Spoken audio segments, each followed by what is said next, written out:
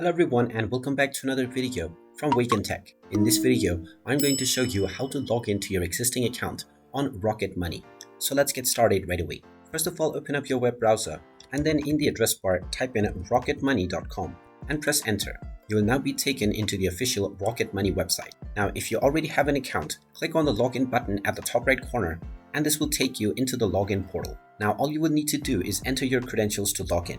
Type in the email address that you used while signing up for your account within the email address box and then enter your account password underneath within the password section. You can then click on the sign in button and you will be logged into your Rocket Money account right away.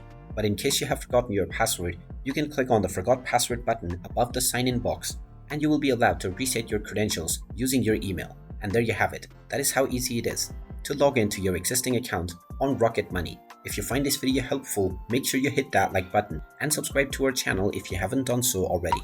Also ring that notification bell to never miss another update from us. Thank you for watching and I will see you again in the next video.